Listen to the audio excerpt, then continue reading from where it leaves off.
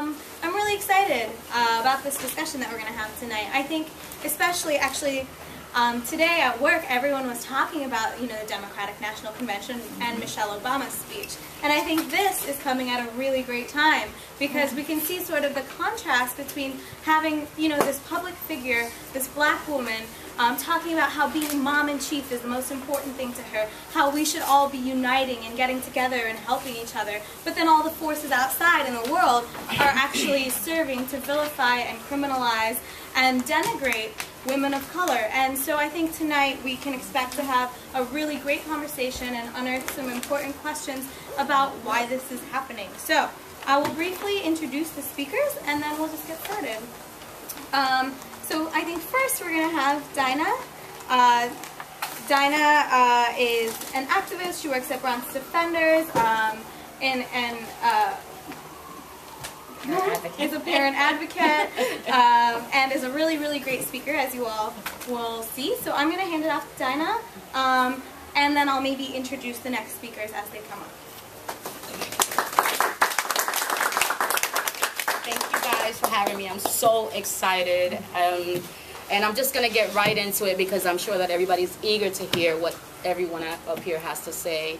So I'm going to touch on a topic that I'm not sure if a lot of you know about, and it's in reference to a lady called Barbara Harris, and she runs an organization called Project Prevention. It's a nonprofit organization that pays women with substance abuse issues $300 to get tubal ligations or to get IUDs or long-term birth control. And basically this woman, what she does is she goes around low-income areas, leafletting, flyering, don't let your baby get in between you and your substance abuse. And so this is how she goes around basically promoting her organization. And so what I don't want to talk too much about that organization. I want to talk about what the solution looks like. And basically I'm the solution. I'm what the solution looks like. Tell you the alternative. Some people think to be the answer is shortly. But first I'll start telling you about the solution because it's very simple. Throughout my darkest days, I was first a mother, second a mother, and always a mother. That didn't change because I was suffering from the disease of addiction or because I was black. My children from birth have been my reason for breathing. A pretty strong statement to say that there's no reason for me to breathe unless my kids were in my life. During my trials and tribulations, I looked to them for the love that only they were able to give me, to guide me through. Because I encountered many an obstacle where strangers, including the child welfare system, would insinuate without consulting with me that my children would be better off if removed from my care. I often visualized what my world would be without them, and that's when I came to the realization that I couldn't breathe without my children. See, I didn't get a handbook when my children were born. And the last time I checked, neither did any other mother, black or otherwise. Mothering is an instinct formed when bonding with your child. When you look into your child's eyes and you feel instinctively that you are nothing without them. When you sense their pain, even when they're not by your side. And when you realize for the first time when you hold them in your arms that they're the reason that you live. The disease of addiction is not prejudice. It's like an employer almost. It doesn't discriminate. Doesn't care about race, religion, or sexual preferences. So why then, if the disease of addiction doesn't discriminate, do people? Why is it that when a woman of color falls prey to an addiction, the solution is to remove our children or to sterilize us so that we can't have children at all? We're classified as bad mothers and incapable of mothering. Why is it when a woman of color suffers from the disease of addiction, we're thrown in jails and prisons? But when it's a white woman, they're placed in Malibu passages. That's right. And in shows like Intervention. That's right. They're applauded, followed around with cameras and given cool names like Octomom. Put on reality shows like Kate Plus 8, but we're just baby mamas. Considered less fortunate and uneducated. Our children written off as future delinquents, so that they're already born with a target on their chest and discarded like trash simply because they're black. The solution, as we know from experience, is staying informed, educating ourselves and others, and proper access to treatment, not sterilization or tubal ligation. treatment, not prisons, which according to the Institute of Medicine, we already know the average cost of incarceration is about $40,000 per year, compared to $12,500 and $3,100 for residential and outpatient treatments, but that's for another discussion. I can go on for days talking about the oppression we have to face on a daily basis in every aspect of our lives, but my focus today is on mothering while black and having the right to make that decision for us rather than having somebody else make it for us. As African American, we've had to overcome many obstacles in our lifetime, and now we have yet another, this one in the form of a nonprofit organization. They set out to save the babies and help the women who are at their most vulnerable times in their lives. It just so happens that the babies that they set out to save are just a notion, never given the opportunity to take their first breath, and the only women they target are women of color.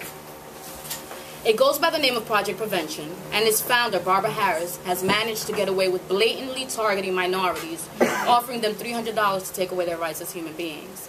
In several interviews, Barbara Harris has stated point blank that we are not responsible enough to make that decision. We're not responsible enough to mother. These women don't just have 1 and 2 children. They have 21 kids. And my favorite quote, we don't let dogs breed. Why do we let them? Project Prevention began reaching out to women in the US and UK who suffer from the disease of addiction and swiftly moved on to Africa to target women with HIV/AIDS. Founded in 1997, Project Prevention has paid a total of 4,097 clients, which comes out to approximately less than 1 client a day. That speaks volumes about the type of organization that it is, that even offering somebody $300 during their most vulnerable times in their lives, they can guarantee a minimum of 1 person per day. We have a duty to our sisters, to our communities, not to allow this ridiculous innuendo. Our history speaks volumes as to what horrific abuse we've suffered in our lifespan. Our freedom towards sexual expression has been jeopardized in such a way that it has put us back several decades.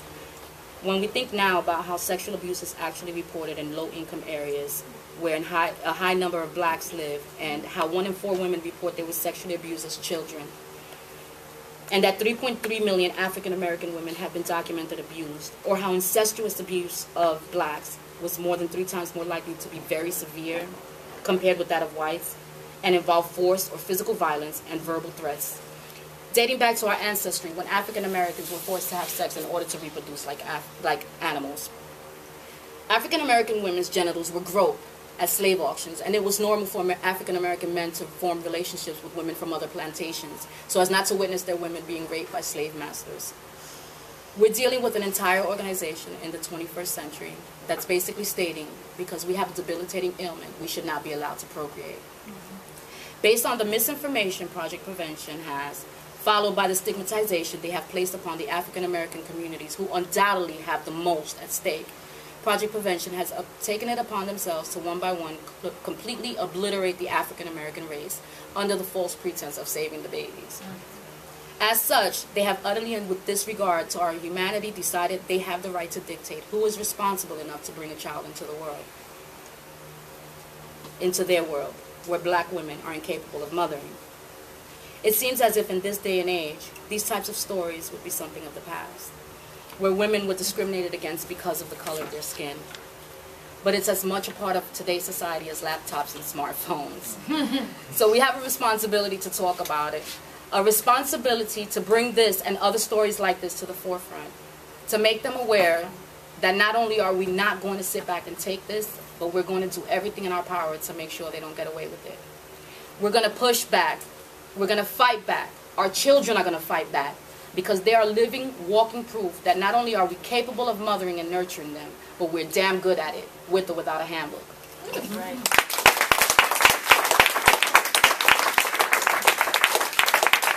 Formerly incarcerated woman for 20 years, and she raised her children from behind bars, and now she's active with an organization called Worth, Women on the Rise, telling her story. So,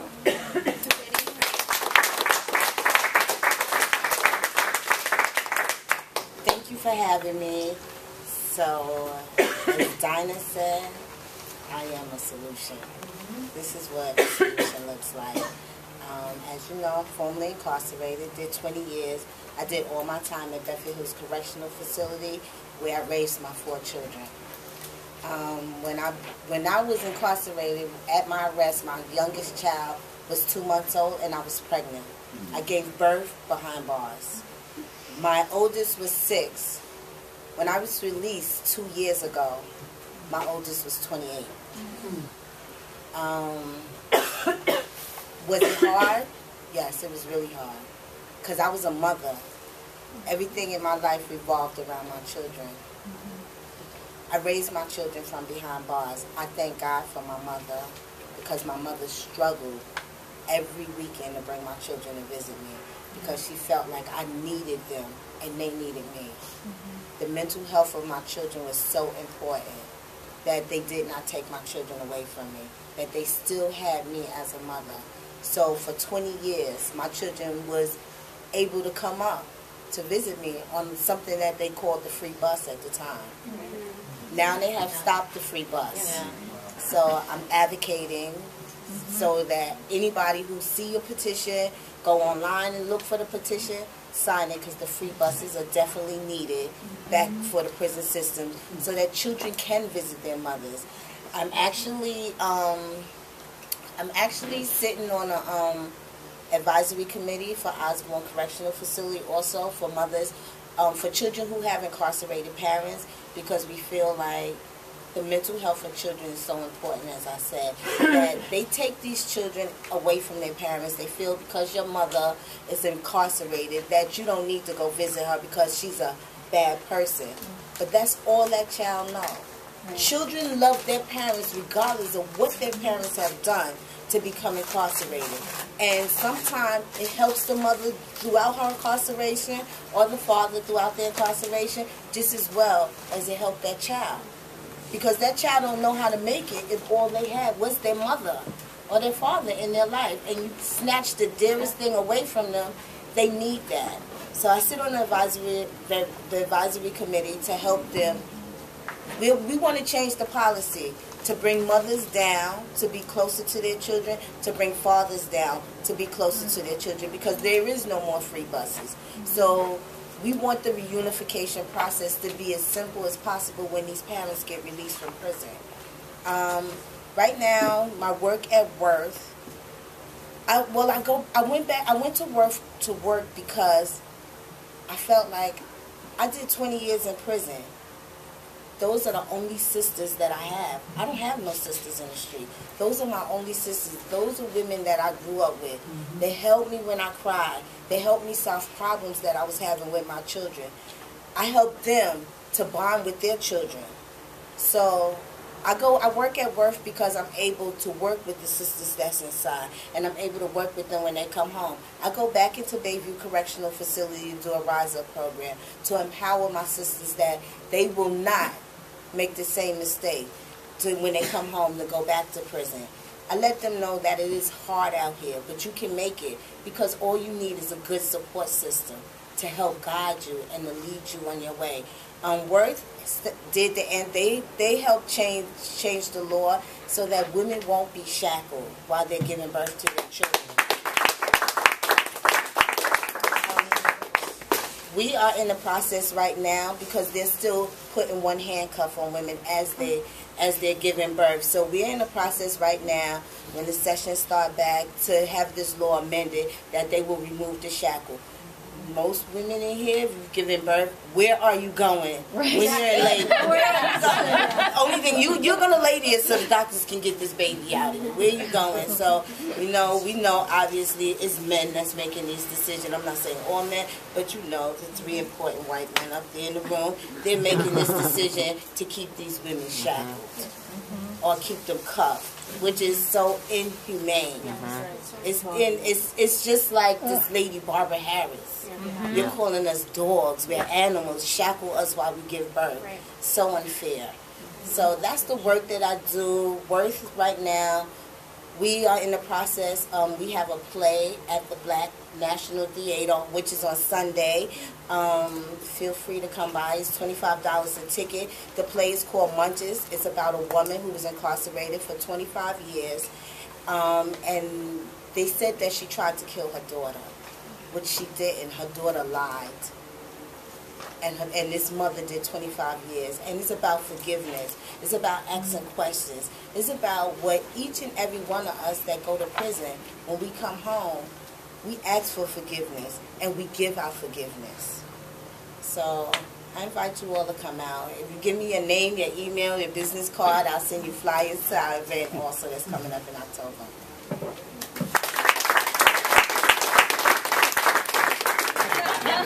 I'm going to introduce Giovanna next. Giovanna is a parent advocate, and she's been personally affected by the child welfare system, and organizes with new alternatives for kids.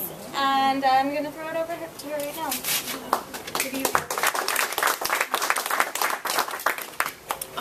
Yes, so I'm Giovanna, and I have been personally affected by the child welfare system. In 2010, my son was 6 months old, and on a walk home, he slid out of his stroller because, you know, when you breastfeed, they just get so huge, and he was a little too big for the stroller, but he could still sleep in it. So he slipped out, and I caught his head, but he hit his leg on, and we lived in Queensbridge, the project stairs, very, very concrete, very hard. So we made an appointment with the doctor. The doctor sent us right to the hospital, which alarmed me at first. Sent us right to the hospital. We're waiting for hours, and he's a breastfed child, and I was pumping because I had a little difficulty, so I wasn't even able to feed him properly. It's a very horrible experience that ended in my son being removed from my care. Oh my God. So, I mean, of course I fainted. It was just this horrible, harrowing experience, and luckily, family was able to take care of him. First, my 81-year-old grandmother took him, and he had this huge cast. I don't know how she carried him because he was 6 months old, but she somehow managed it for 4 weeks, and then my father and stepmother's, I guess they stepped up to the plate. He was in foster care for 9 months. Now, the reason why, and it's so, you know, I'm a very spiritual person, and the universe has a way of always aligning things in time with life lessons. And the first cast that was put on by St. Roosevelt's Hospital actually fell off 2 weeks after. So when we took him to another hospital, it's very smart of us, they said, well, why was the cast put on from here to here when the injury is up here near the thigh? And they started looking at the records, and they got quiet, you know, like, you know, the bureaucratic quiet, like, okay, we can't tell on other hospitals, so we're not going to say anything. So it came out later throughout the child welfare investigation that the first injury was misdiagnosed. They diagnosed it as a bucket handle fracture, which means I would have had to turn his leg to create the fracture. The second hospital said, no, this was just a fracture of any kind, and we actually had a pediatric orthopedist who heard my story and said, yes, this is what happened. He obviously fell, it was bruised to the point his bones are fragile 6 months, and that's why it fractured. So eventually, after going through 9 months of court tape, he is returned to us. But that's how I got started with working with a child welfare organizing project. I don't know if anyone's familiar with that, and how I'm employed as a parent advocate at New Alternatives for Children. Needless to say, I can't really emote about that time. My first Mother's Day was taken from me. Even still, I have problems with dealing with that emotionally on the inside. There's nothing like that, and there's really nothing that can ever be done. Just a lot of healing in different ways. But he's awesome and healthy and running everywhere, and luckily he was young enough not to be directly affected by it. I want to talk a little bit about how the child welfare system, especially here in New York, has its own war on black women. As we know, black women are single mothers, they're single parents, they're sole breadwinners, so they have the whole structure of a family on their back and have for centuries. We know that historically, with lynchings and other form of terrorism, black men have been taken from our homes, quote unquote, or our plantations, quote unquote, or the families that we were attempting to create. And nowadays, it's the criminal justice system that does the exact same thing. So we're looking at systems that intersect. We're looking at systems that were created because of a major system, chattel slavery, that brought most of our African descendants, American citizens here. So this is a long time coming. This is not new stuff. This is just, as we all know, it just evolves. 97% of the children in New York City that are in foster care are African American. I mean, I don't really know if we really need to explain why, but 97, yes, sorry, 97%, which is basically everyone, you know? And we know that why. We know that because lower income communities are more monitored by police and teachers and mandated reporters. It's anyone with a government badge. Everyone's a mandated reporter. A police officer, a teacher, and most of these reports come in from these educators who might see a mismatched sock and say, oh, that's neglect, or might say, okay, well, this child has been sick a couple times, or there's some type of, maybe the child is medically neglected, or and these are things that when we study this, some of these things are caused by poverty, whether it be not having developmentally appropriate toys in the home. Like, who can afford these things? And the house isn't properly kept up. Who has time for that? These are things that, yes, they could mean impending danger. The child may not have the happiest life, but all of us weren't born with silver spoons in our mouths, and it's really not fair, and honestly, when you look at some of these investigations, poverty is used as neglect. It's like one and the same. I talked about the systems intersecting and how they funnel into each other and how it breaks up families altogether because mothers and fathers are incarcerated and brothers are incarcerated and children are in foster care, and that creates irreversible trauma. Irreversible trauma. So this becomes, again, another system that, has never really stopped. It's just evolving. What I find really ironic about the child welfare system is that we have all of these African American children in care, but yet these rich white women still pay nannies and mammies that look just like these other women to take care of their children. So it's not about whether we're good mothers. We were the wet nurses and we were the mammies and nannies who raised presidents. So it's not about that. It's obviously something else. It's obviously another form of control. And that's why it's so scary, because the victim this time is not necessarily the strong black woman who I believe my sister can do anything, but it's our families. Our children are being traumatized and feeling like they're not comfortable being who they are because of this system. Wow, sorry, I just kind of, I don't know. What I do as a parent advocate, I'm not sure if you're familiar with the role of the term, but it's kind of like a life coach for women who are attempting to reunify with their children. It's a lot of railroading. There's a lot of it's like any other system. Social workers, even though I'm studying to be a social worker, they're just like cops. Okay, they're trained to look at you and be able to say, how can I use that to get what I need to make sure this report is full? It happens. It's a part of how systems work. But it's important to keep those lines of communication open, because sometimes there are real safety concerns, and sometimes families really do need help.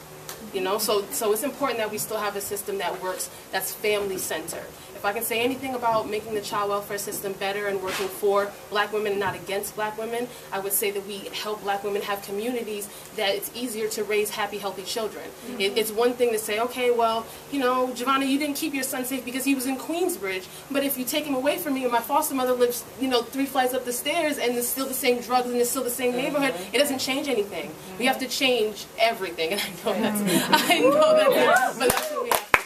So thank you.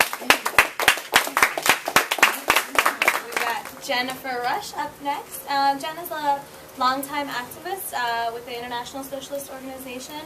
She's done a lot of writing around women's oppression, and she and the scapegoating of single mothers and people of color. So I think, and she's a mom. She's a mom to 2 very beautiful children. So thank you.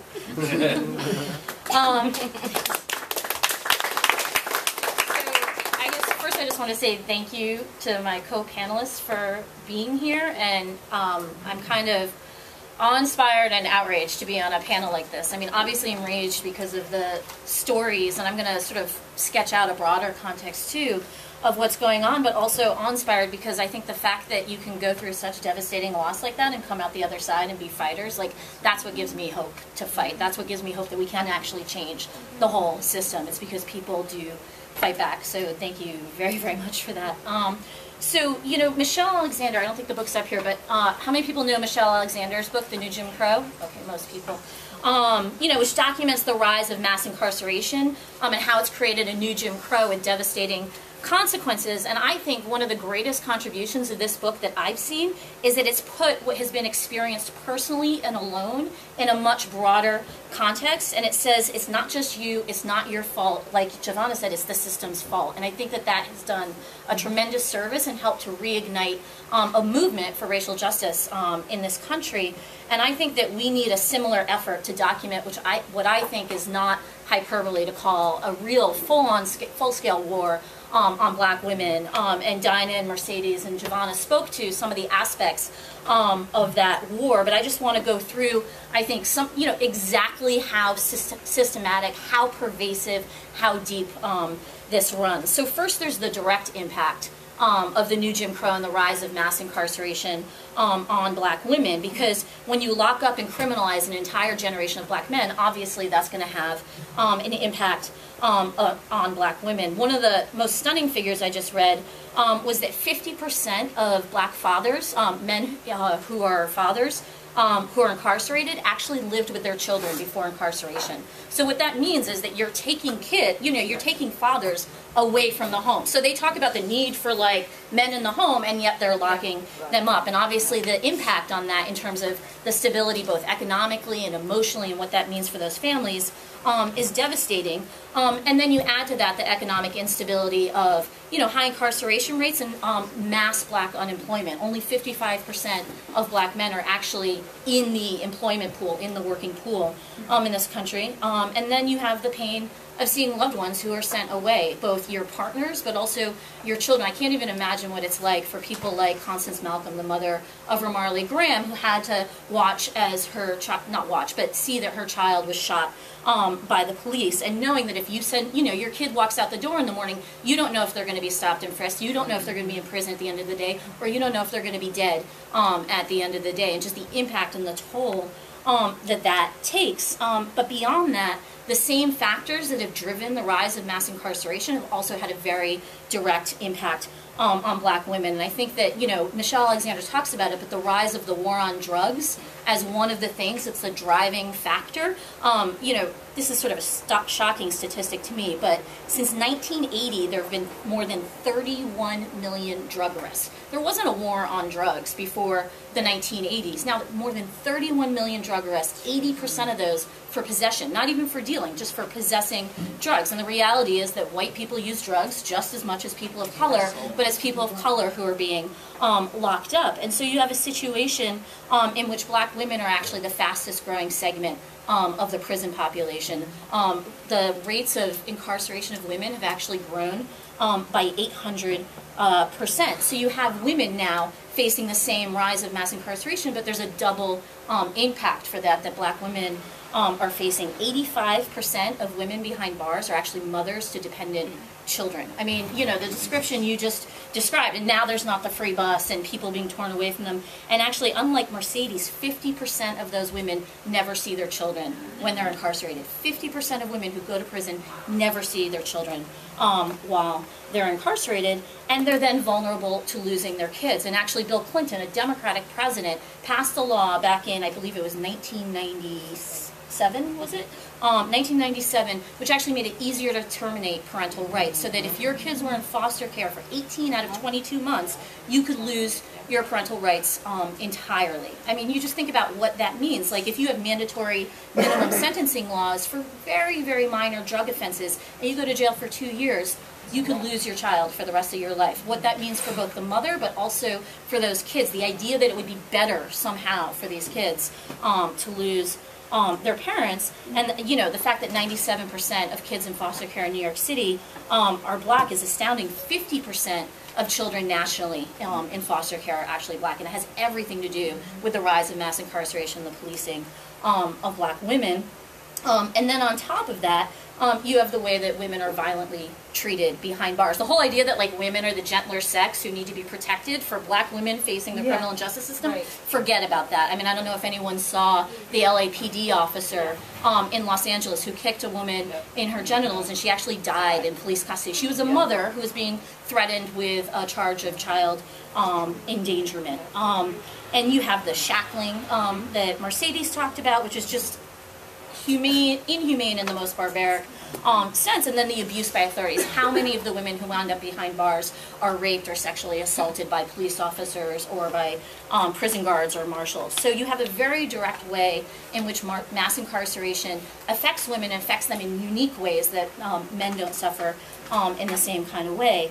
But even if you're not directly caught up in the criminal injustice system, things are getting harder and harder for black women and their children. And there's been recent stats that just came out about the poverty rates in this country. I just want to go through a couple of them so people know. So black women that are the head of their households, that is, single moms, have a median net worth of $5. That means you might have $5 extra in your pocket. That means you can't take a day off work unpaid. You can't even take an hour off work unpaid. You can't hire a babysitter if you have an emergency. You can't take care of, you know, if your kid has a medical expense, you can't go buy them their asthma medication if they run out. You can't do anything. 46% of single black mothers have zero or negative net worth. 46% of single black mothers. And the poverty rate just last year just hit over 25%. For black women. That means 1 in 4 black women is living in poverty. And I don't know who's tried to live on the poverty scale that this country thinks is acceptable, but you can't even live on that. And 40% of families headed by women are living in poverty. So you have a very direct weight that's bearing down on families, especially families headed by women, especially families that are headed by black women. And I would argue that it adds up to a war. It adds up to a policing, a criminalization, and then on top of that, just trying to struggle to survive. And like all wars, I would argue the war on black women has been accompanied by a scapegoating campaign of demonization of its victims. And in particular, I'd say black mothers, I think, have come in for this the most. And it might be my imagination, but it just seems like there's an uptick in this. Like every time I open the newspaper or turn on the TV, it's like there's a new story ranging from the utterly absurd to the totally tragic. So, you know, on the utterly absurd front, you have the black women who are arrested in June for cheering at their kids' graduation. How many people saw it? They were literally handcuffed, let out of their kids' graduation because they cheered too loud when their kid got their diploma. And then it became like, well, that's not racist. They were just ruining it for everyone. But you never see a white woman let off in handcuffs. You know what I mean? And especially when you think about, like, you know, education, the importance of helping your kids get ahead. You put 18 years into raising this kid, getting them safely and alive to high school graduation day, and you whooped a little too loud, and that's a prisonable offense. I mean, it's literally just absurd. But then there's more substantive sort of horror stories and scapegoating that's come out. How many people have heard of Tanya McDowell? She's a black woman, homeless woman in Connecticut who registered her kid supposedly in the wrong school zone. Now, if this woman was white, she would be like the poster child for school choice. They'd be making a Hollywood movie about her. There'd be like this white superstar playing her who sacrificed everything for the kids. But instead, this woman was completely demonized. They dredged up her record. They said, why was she homeless? Maybe she shouldn't have had this kid in the first place, etc. You know, they went through the whole 9 yards. She got 5 to 7 years in prison for registering her kid in a better school district. And no one asks, well, why is it that the school district that her kid should go to is systematically underfunded, is a terrible school, is one that she wouldn't want to go to? Why is it that the mostly white school district, you know, a county away, is so much better when we're supposed to have a publicly funded school system? And then you just have the bad mother horror stories. I mean, just one after another after another. There's the woman whose child was killed by a drunk driver. She was let off of a bus in Atlanta, half a mile down from the, the traffic stop. She crosses against the traffic stop. Her toddler is hit by a drunk driver. She gets 5 years in prison for child endangerment. The drunk driver gets 18 months. You know what I mean? It's like constant blame the victim. And then you just have the horror stories about abusive moms or moms who leave their kids alone or neglectful moms. One of the stories that stuck with me all these years is a story of a woman who had just gone from welfare to work. She was working a 12-hour shift at McDonald's, a night shift, and her babysitter didn't show up on time. And she had to decide, do I go to work and leave my kids home alone, or do I risk losing my job and being thrown out on the street? So she left her 9-year-old daughter and her 19-month-old daughter home alone, and there happened to be a fire that night due to faulty electrical wiring, by the way. And she was the one who was prosecuted. It's always about blaming the victim. It's always about them. And that's, I think, the child welfare system. I mean, Giovanna just spoke so well to the way it criminalizes and polices and tries to control black women. But I think there's two scapegoats that are sort of worth central mention because of the central role and long sort of tradition of scapegoating that are involved. And those are welfare queens, the welfare moms, and mothers struggling with substance abuse, which Dinah talked a little bit about. Obviously, in the case of the welfare queens, even though the majority of people on welfare are white women, you know, it was Reagan who suddenly put a black face on welfare and began to talk about, you know, go on a whole-scale attack about the Cadillac driving black woman who has 7 husbands, 80 kids, false bank accounts, rakes in $150,000 a year, et cetera, et cetera. So there's that sort of welfare queen mentality. And then there's the sort of mother struggling with substance abuse. And Dinah talked about Project Prevention, which I think is the most recent incarnation of it. In the 1980s, it was the whole crack babies epidemic story. This idea that, there's these drug-addicted women who are pushing out these crack babies that are becoming a drain on society, et cetera, et cetera. And obviously both rest on lies and racism. I mean, with welfare, the fact that the majority of people on welfare are white, the majority of people on welfare are on it for 1.5 to 2 years, cycle on and off as they get and lose jobs. And most people want to work. Most people want to have a job that can support their families.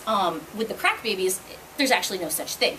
It turns out that all the research that was done on it was faulty research, that all the negative effects had nothing to do with the drugs. Actually, after 6 months, the kids, completely recovered from any addiction. There was no sort of addiction at birth. It was all based on lies, junk science, and misinformation.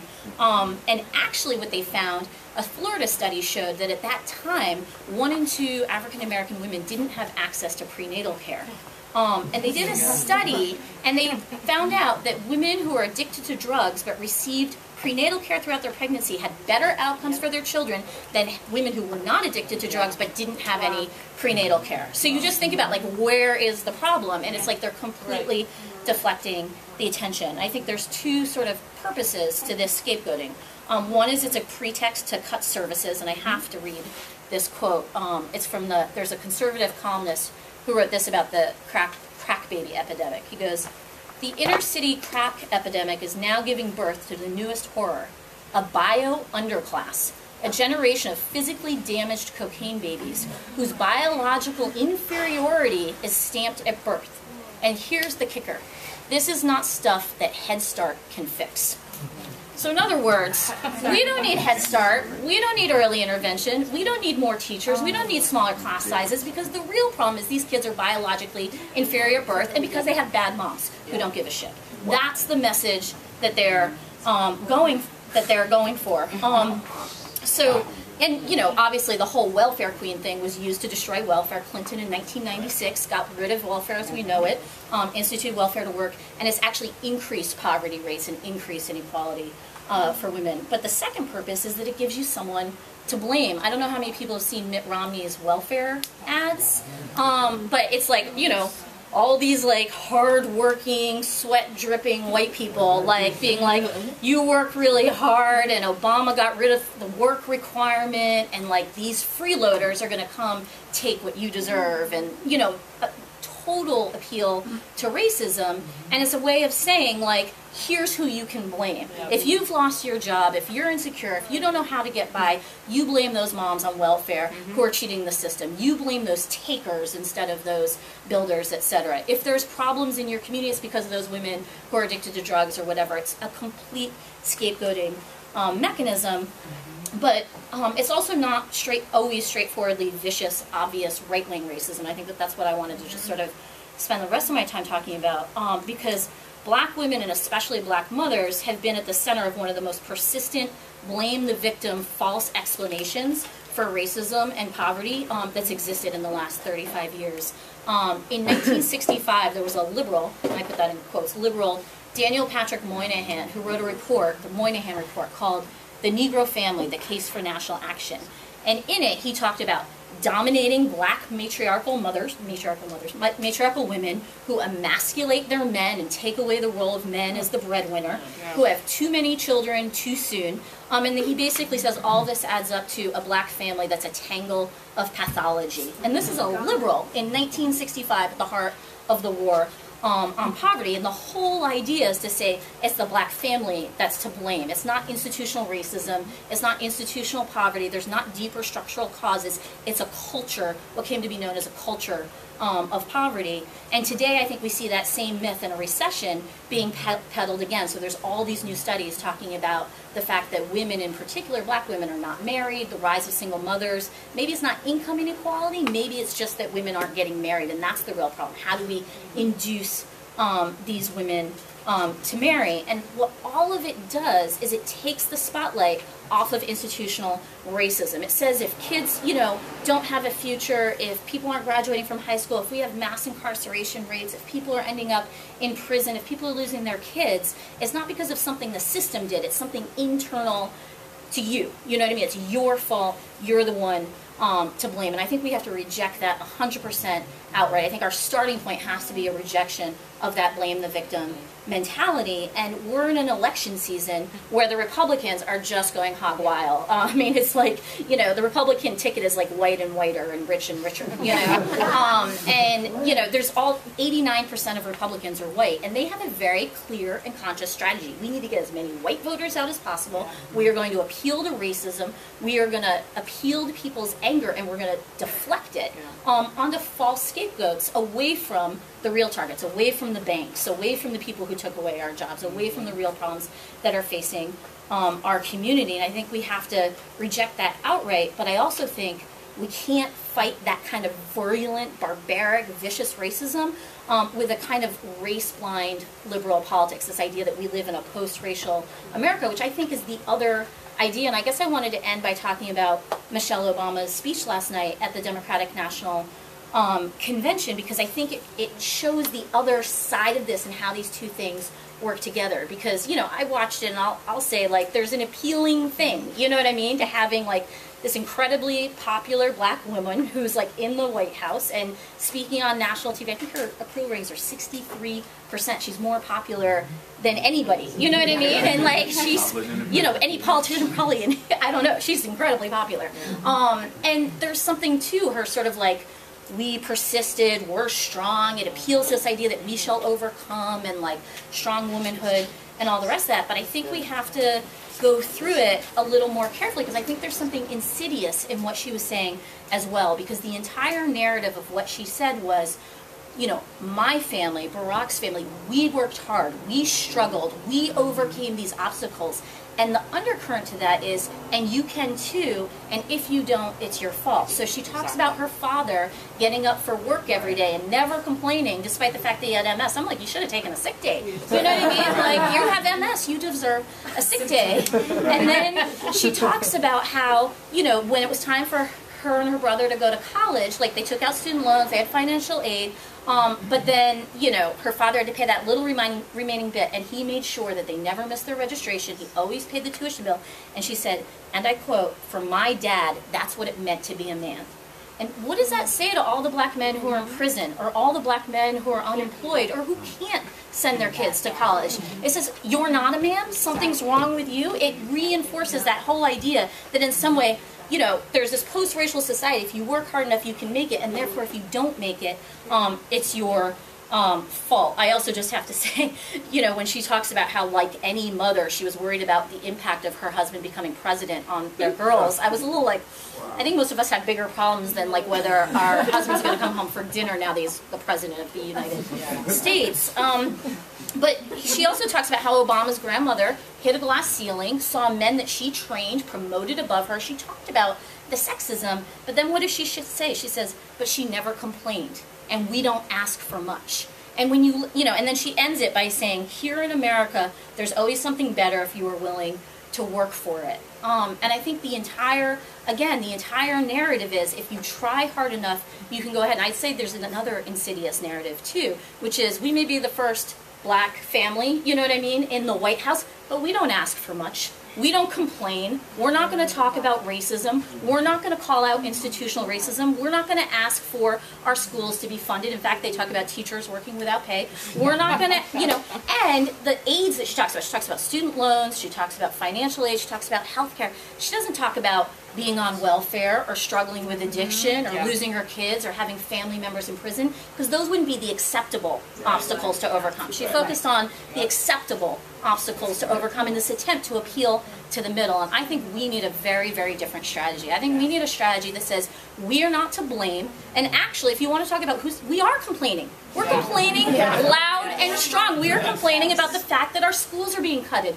We are complaining about the fact that there are cops on every street stopping and frisking our children and sending them away to prison. We are complaining about a phony war on drugs that is locking up an entire generation of people, hasn't done anything to stop drugs, hasn't done anything to stop crime, but has destroyed an entire community. We are complaining about the fact that we have greater levels of poverty than we've had in 30 years, and our children are looking down the barrel of an uncertain future. We have a lot to complain about, and we are going to start demanding something. And it's not simply about waiting, it's not simply about working hard, it's about putting the fight against institutional racism, against sexism at the center of our struggle to talk about how do we dismantle that entire system. And they want to use racism both, there's both a persistent attack and then it's also a scapegoating thing, because it's offering a false explanation for why is it that the entire working class is seen as living standards gone down. Why do we have an economic crisis that's affected the entire working class? And so you can't pander to white racist voters, you have to challenge them. And you have to say we need to fight racism, and if we don't, we're never going to move ahead, because as Frederick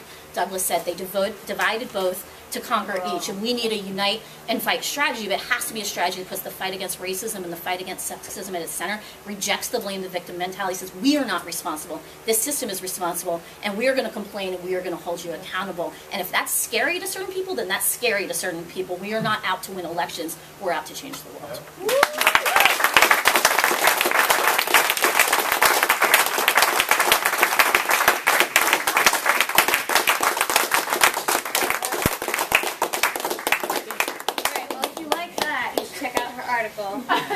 Single mother myth that's back there on the table.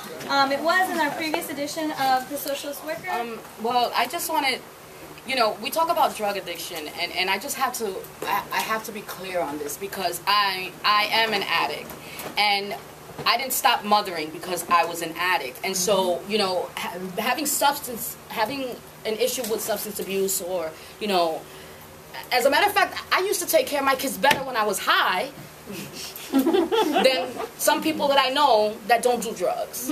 You know what I'm saying? So, I mean, I don't want people to leave with the notion that because, you know, there's an issue with substance abuse that they can't mother. Because this is what, you know, I deal with on a constant basis, you know, at my job. I also work for the child welfare system, and because, you know, a mother tests positive for marijuana, you know what I'm saying? Which I think at the end of the day, if she's stressed out, smoke. You know, if she tests positive for marijuana, they're stripping her kids from her. You know, and so it's not, you know, I don't want you guys to think that, you know, substance abuse is the problem. That's not the problem. And again, what you know, Jen said, it's systematic. It's you know, this fucked up capitalist system. This is what it is. It's us in our communities, because like he said, he's got Latino workers, you know, and black guys, you know, at the job or whatever, stating, oh, yo, she's on medicated and she's got a cell phone. You know, like, we're doing it to ourselves, because this is what we are trained to think as we're growing up. You know, we see a girl with a stroller and a baby in her arm, and, you know, two walking by, oh, she must be a hoe. She don't got a father, you know, a baby daddy. Or, no, we're doing it to ourselves. So we got to change ourselves in our communities before we can go back out and speak to anybody. We have to change ourselves.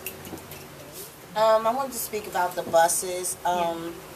We are taking care of that ourselves. One of the things that we have done is we went back to the Department of Corrections, because remember, as she says, Clinton was the one that made the decision to take these children away from their parents. So we're going back to the system, and we're asking the Department of Correction, bring these mothers closer, bring these fathers closer, and we'll bring these children to see them. I mean, you talked about the cocktails children are taking. The reason why these children, you separate them from their parents, and the first thing you think is they have a mental health issue. They don't have a mental health issue. They're upset because they can't see their mother. So now you fill these kids up with these cocktails, and then you create a monster. And then you want to say, oh, it was because the mother and the father went to prison. No, it wasn't because of that. It's because you decided that this child can't go see their mother or father because they did something bad. No, the police are doing something bad. I wanted to talk about my solution to the child welfare system. I wanted to talk about the village, and that's something that women of color do everywhere else, but in America it is so hard to see your neighbors as help. And the Reagan instituting drugs into our neighborhoods is what created that, because you couldn't trust if your neighbor was going to sell your TV or not. You just stopped talking to everyone around you.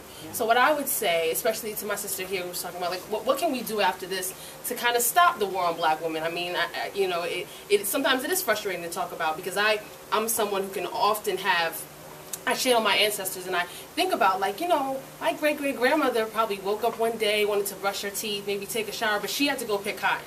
That today can still bother me. I'm just one of those people. I'm real sensitive. So the idea of a war on black women, and the idea that black women have helped institute the economic structure of this country because we've reproduced, and now we're still here and we're welfare queens, but I mean, I think we kind of deserve something, you know what I mean? I always felt like that, like, you know, if it is welfare, you know, there was never any reparations for the so if there is something we can do, can we all get little EBT cards and just put something on it every month? That's right. I say all of that to say that we really need to strengthen our communities, because no matter what, black women are taking over their communities, and they are matriarchs, so that is a huge load on their shoulders. So if we can help them by making sure there's playgrounds. Across the street from my where I live, there's a school, and it's a big lot, huge lot. They use it for parking teachers' cars. Why wouldn't you turn that into the park so these children have a brighter things to look at? Small things help. Also, if you're interested in any kind of organizations that deal basically with some of the issues that plague black women in our communities, VOW is a good organization. It deals with domestic violence. There's a lot of, so if you want to network, there's always a fight. Like he said, it's everywhere, and you got to start where you are. What is it? My experience is that generally speaking, people welcome solidarity. Like, if you know you're on their side, people are pretty psyched about that. They might be like, you can't really get it, but like, great, I'm glad you're here, or whatever. And I think that's a fine starting point. And really, it has to be proven in practice. I mean, the whole history is that, like, you know, there was the Communist Party in Harlem in the 1930s, right here in this neighborhood. What they did is they sent white organizers who, like, physically blocked evictions, who organized interracial dances protesting Jim Crow, who defended the Scottsboro Boys, who were falsely accused of raping a white woman, who raised issues of racism, essentially. And it took some time to, you know, break down those barriers and build trust. And I think the only way that can be done really is in practice. But I think oftentimes the hostility or whatever is also overstated, because I think that people want to see people fight back. Like, I bet you people would be thrilled to see an extra 100 people at the vigils for Marley Graham, or for Chantel Davis, or at Jazz Hayden's court hearing next week, or at the court hearing of Richard Hayes tomorrow morning. Okay, tomorrow morning, Richard Hayes next week, etc. So I think the other question was, how do you convince people to fight racism when it feels so hopeless? And it feels like we'll never get rid of it. And I think that's a tough question, because I think that we're never going to fully get rid of racism until we get rid of this system. I think racism is built into this system. It goes hand in hand. It's not just bad ideas. It's not just like people are doing the wrong thing, or if only we could show them, you know, that they're misguided somehow. I think it benefits the people who run this society. It's deeply embedded. It goes all the way back to slavery, and it's what this country was built on. And unless you tear down the system, you can't tear down and dismantle racism. That being said, I think how we begin to fight that is, one, talking about the history of struggle, that there's a really rich history. You don't even have to go that far back. Go back to the Civil Rights Movement, the Black Panther Party, people who are organizing, and say, but the problem was, you know, we need to go further. You know what I mean? Because whenever we rest, they claw it back. It's like we had the Black Power movement, they had the war on crime. You know what I mean? Like, the new Jim Crow is their response to us organizing, and that's why we have to keep going. And then I think it starts small. People see victories. Like, if we could win, you know what I mean, a conviction for the cop who murdered Marley Graham, an unarmed black man, young black man in the Bronx, if we could win that, like, that would be such a huge deal. I'm not saying we can, but we've begun to build a movement around that. And then I just wanted to say something about the community solution of the buses, because I think that's a very tempting idea that a lot of people have, and people look back to the Black Panther Party breakfast programs and, you know, the Young Lords and stuff, but I don't actually think it's groveling to say that they owe us something. Like what Giovanna was saying, like reparations, you know what I mean? Like, they have stolen systematically from working class people, especially from black people in this country, and we deserve a little bit of it back. And there's a reality that they have the resources, we don't. You know what I mean? Like, if we have $5 net worth, and we pool that all together, 1,000 of us, that's $5,000. You know, Bloomberg's got billions. They have the money. We need to build a movement to demand it. And that can seem daunting, but I think we have a right to demand those things. And I think as we do that, that happens. And just on what Dinah was saying, I agree. We have to, like, it starts with us, but I think we have to actually, in the process of doing that and making those demands, we change ourselves too. I think the two things have to go. It was really, everything was important tonight. Everything was important because when you work with people and you work with trying to help people problem solve through the most personal problems, like whether it be their addiction, whether it be their children, whether it be their relationships, it's something that wears on you. And being able to connect with other people who that wears on is just refilling. So I appreciate that. The connection of the systems, that's one thing I do want to leave with. The connection of systems is important because they keep them disconnected and they make sure mandated reporters don't speak with each other so that they can take the personality of it out of it, so that the person that's looking at this, this child with like this congenital disease, like, okay, well, maybe she did take him to the doctor, can actually ask the questions, maybe call the teacher, maybe call someone else before that child is taken away from their family and changed forever. So I think that I would encourage you, if you are one, just reach out to other ones because they're confused too. Everyone's confused. It's not like it's anyone else's fault. Everyone feels like, wow, look at this huge responsibility in my hands, and there is no help at all. Another thing I wanted to say is the images. The images, as we all know, that's what fuels all the scapegoating.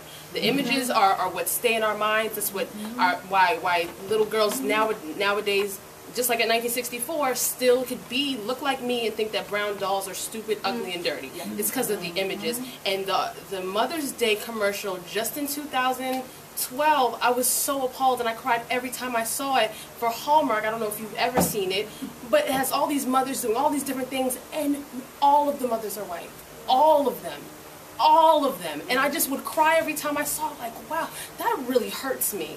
Because, I mean, I'd love for it to be multiracial. I want every color in there, but why are they all white? Yeah. So the images really hurt, and that's something that I just, I boycott any images that aren't helpful. So that's my last spiel.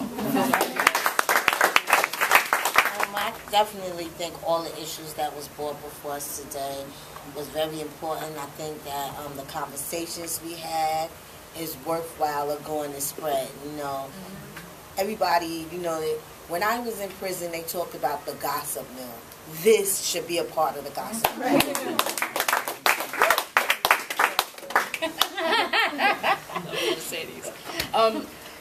I was really excited to be invited to be on this panel because, I sit among some amazing women, and I just knew that Jen was going to blow it out the box.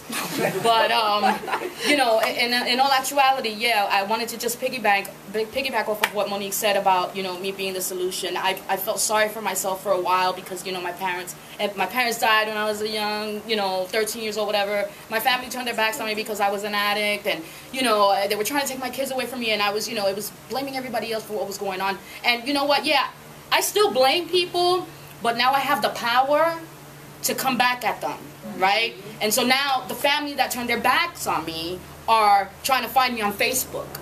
You know what I'm saying? And trying to see what panel I'm speaking on or what conference I'm attending or, and so I have that power, and yes, I am the solution. And this is what I tell my clients every day, that you can raise your kids without having child welfare in your life, but it's all about educating yourselves. You have to educate yourselves because you're the solution, and you're the solution, and you're the solution. But you have to start it at home. Just so people know, Dinah's the reason we had this panel. Yeah, you are, because we met and we got to talking about your story, and it was like, this is not talked about. We need to start talking about this. And I think that the stuff about like the new Jim Crow, like it's been so important, and we need to extend it and talk about how this is doubly impacting Black women. There's just a couple things in conclusion. One, just one thing, just why are we it can sound a little like we're harping on this whole personal responsibility, blame thing, a little bit harsh on Michelle Obama, who, gave a lovely speech last night and all the rest of that. Just to be clear, like, the Republican racist freak show is scary as all hell, and they are like, terrible. I mean, the kind of outright racism that they are resorting to is awful. I think the reason to talk about the sort of personal responsibility argument and the culture of poverty stuff is because it's so much more insidious. And you don't actually have to be a right-wing racist who hates black people to have it, which is what I think Emily was talking about. That story about your coworker, I think you could multiply that 10,000 times over, and you don't just have to be a coolest white person to say that. Like, people say that about one another. It's so deeply embedded because they are so vicious. The racism is so vicious, the attack is so strong that it feels like we have to say something. You know what I mean? Like, okay, it's true the cops are killing our kids, but we have to say something about gun violence. Or it's true our schools are falling apart, but we have to say something about, you know, how to prioritize education stuff. And I think what Lychee said, as soon as you buy that, we've lost the battle, because they are the ones to blame, they are the ones with the power. And I think we have to say, like, you know, Michelle Obama said we live in America where there's always something better if you're willing to work for it. We do not live in an America where there is always something better if you're willing to work for it. We simply don't. No one works harder than poor people, and no one works harder than black women. In fact, 61% of black women regularly work evenings, nights, or weekends. So you're not even there to do the homework because you're at your work to provide for your kids, and then you're sleeping while, you know, you're trying to get stuff done while they're at school. When you sleep, I have no idea. Even if you don't have a job, just going to your welfare appointments, recertifying your food stamp benefits. I mean, have you ever been to the food stamps office? It's like 8 hours, you know what I mean? And they don't have childcare. You're sitting there with your kids, you're going through all this kind of stuff. That is a job. Being poor in America is one of the hardest jobs there is. And there was someone, you know, Monique alluded to on MSNBC, this guy goes, you know, the rich are rich because they take risks. They don't take, you know, and Melissa Harris Perry went off and she was like, the riskiest thing is to be a black person in this country. You send your kids out on the street, that is the riskiest thing that you can do. And so I think the whole idea that there's this American dream is not just a fairy tale, it is a pernicious lie that is meant to keep us fighting one another, scapegoating one another, and going after them. I think that that's the base on which we have to fight back. I just want to end by Jazz, did he leave? One of the, you know, he was talking about like overcoming the racism and seeing, and you know, we all need to unite, and I very much agree with that. I did want to make a distinction between people who have racist ideas and racist power. Because I think there's a lot of people in this country, there's a lot of white working class people who accept all sorts of racist ideas because of the scapegoating, the rest of it, and the Republican Party is trying to drum it up in a major, major way. And I think that, you know, Jazz is right that there's a lot of ordinary working class people who can be won to our side, and we can build a multiracial fight, and we're not going to win a fight unless we can build that. Then there's racist power. And actually, you don't even have to be white to have the racist power. There's the institutionalized racism that this system is built on, and that's embedded. There's the people who can say the nicest liberal thing that they want, but they, at the end of the day, benefit from mass incarceration. They benefit from the war on drugs. They benefit from policing poor black women. And that's what we have to keep our eyes on. We have to fight that institutionalized power and build an alternative power to it that's based on our collective solidarity and our organizing capacity. And I just want to agree that I think we are the solution. This is the beginning of something. This has been the most exciting conversation I've been part of. I mean, it's heart-wrenching. It's amazing that it can be so heart-wrenching and so inspiring at the same time. But, like, it's just, this is why we have to tear down this system. And I think that when we have a system, when ordinary people, like my co-panelists and the people in this room, when we run society, it's going to look like a whole different ballgame. And I think that that's the eyes on the prize that we have to have.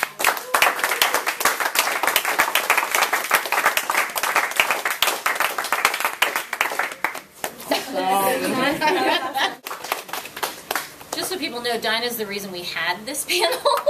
Yeah, you are, because we met and we got to talking about your story, and it was like, this is not talked about. We need to start talking about this. And I think that the stuff about like the new Jim Crow, like it's been so important, and we need to extend it and talk about how this is doubly impacting black women. There's just a couple things in conclusion. One, you know, just one thing, just why are we it can sound a little like we're harping on this whole personal responsibility, blame thing, a little bit harsh on Michelle Obama, who, you know, gave a lovely speech last night and all the rest of that. Just to be clear, like, the Republican racist freak show is scary as all hell, and they are like, you know, terrible. I mean, the kind of outright racism that they are resorting to is awful. I think the reason to talk about the sort of personal responsibility argument, the culture of poverty stuff, is because it's so much more insidious. And you don't actually have to be a right-wing racist who hates black people to have it, which is what I think Emily was talking about. That story about your coworker, I think you could multiply that 10,000 times over, and you don't just have to be a coolest white person to say that. Like, you know, people say that about one another. It's so deeply embedded because they are so vicious. The racism is so vicious, the attack is so strong that it feels like we have to say something. You know what I mean? Like, okay, it's true the cops are killing our kids, but we have to say something about gun violence. Or it's true our schools are falling apart, but we have to say something about, you know, how to prioritize education stuff. And I think what Lychee said, as soon as you buy that, we've lost the battle, because they are the ones to blame. They are the ones with the power. And I think we have to say, like, you know, Michelle Obama said, we live in America where there's always something better if you're willing to work for it. We do not live in an America where there is always something better if you're willing to work for it. We simply don't. No one works harder than poor people, and no one works harder than black women. In fact, 61% of black women regularly work evenings, nights, or weekends. So you're not even there to do the homework because you're at your work to provide for your kids, and then you're sleeping while, you know, you're trying to get stuff done while they're at school. When you sleep, I have no idea. Even if you don't have a job, just going to your welfare appointments, recertifying your food stamp benefits. I mean, have you ever been to the food stamps office? It's like 8 hours, you know what I mean? And they don't have childcare. You're sitting there with your kids, you're going through all this kind of stuff. That is a job. Being poor in America is one of the hardest jobs there is. And there was someone, you know, Monique alluded to on MSNBC, this guy goes, you know, the rich are rich because they take risks. They don't take, you know, Melissa Harris Perry went off and she was like, the riskiest thing is to be a black person in this country. You send your kids out on the street, that is the riskiest thing that you can do. And so I think the whole idea that there's this American dream is not just a fairy tale, it is a pernicious lie that is meant to keep us fighting one another, scapegoating one another, and going after them. I think that that's the basis on which we have to fight back. I just want to end by Jazz, did he leave? One of the, you know, he was talking about like overcoming the racism and seeing, and you know, we all need to unite, and I very much agree with that. I did want to make a distinction between people who have racist ideas and racist power. Because I think there's a lot of people in this country, there's a lot of white working class people who accept all sorts of racist ideas because of the scapegoating, the rest of it, and the Republican Party is trying to drum it up in a major, major way. And I think that, you know, Jazz is right that there's a lot of ordinary working class people who can be won to our side, and we can build a multiracial fight, and we're not going to win a fight unless we can build that. Then there's racist power. And actually, you don't even have to be white to have the racist power. There's the institutionalized racism that this system is built on, and that's embedded. There's the people who can say the nicest liberal thing that they want, but they, at the end of the day, benefit from mass incarceration. They benefit from the war on drugs. They benefit from policing poor black women. And that's what we have to keep our eyes on. We have to fight that institutionalized power and build an alternative power to it that's based on our collective solidarity and our organizing capacity. And I just want to agree that I think we are the solution. This is the beginning of something. This has been the most exciting conversation I've been part of. I mean, it's heart-wrenching. It's amazing that it can be so heart-wrenching and so inspiring at the same time. But, like, it's just, this is why we have to tear down this system. And I think that when we have a system, when ordinary people, like my co-panelists and the people in this room, when we run society, it's going to look like a whole different ballgame. And I think that that's the eyes on the prize that we have to have.